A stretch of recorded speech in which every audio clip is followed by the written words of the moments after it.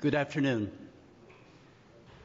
We gather this afternoon to celebrate the life and contributions of our departed colleague, Dr. William H. Gass. It's been a real pleasure during my tenure here at Washington University to come to know some great people. Those who know me would recognize that I'm a chemist.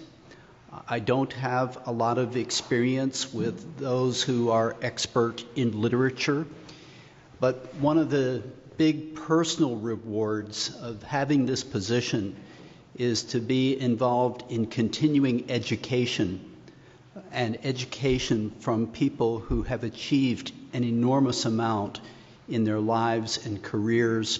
And in the case of Dr. Gass, I can assure you that I had a great pleasure on every encounter with him. To Mary and Catherine, other family members and friends, colleagues who are gathering this afternoon, everyone remembers Bill Gass as a phenomenal contributor. We have honored him today by lowering the Washington University flag to half-staff. And as you note in the program, Washington University Board of Trustees honored Bill with an honorary doctorate back in 2005 during my tenure. And there's a quote of what I said about Bill Gass, and in rereading it, it is far too eloquent for me to actually have crafted. So in looking back on it, I'm sure that someone wrote that for me.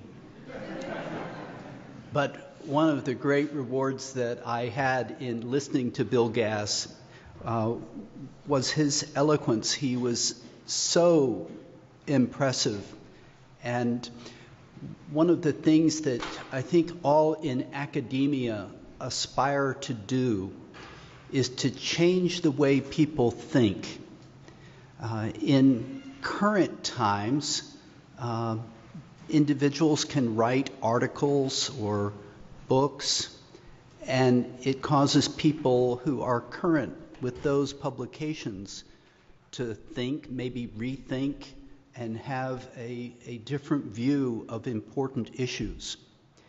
And as a scientist, I had the aspiration to be involved in discovery that would change the way other people did their work. And I had the hope, of course, of opening up new fields of inquiry. But when you look to the work of William Gass, I think you see evidence of something exceptional. And that is a body of work that, when read and reread long into the future, you're going to see a person who has changed the way people think for a very long period of time. And I can think of no greater tribute to a leading academic than to say that the individual involved in this creative work has truly changed the way people think in important ways and important areas. Bill Gass was a long and distinguished member of the Washington University community. He was engaged not only in his own areas of scholarship, but he added significantly to the dimension of the culture here that encourages collaboration. And one of the things that I was reminded of in the exhibit that's in the library is the collaboration with art. And I can't think of a person who has done more in the humanities than Bill Gass to advance Washington University's mission.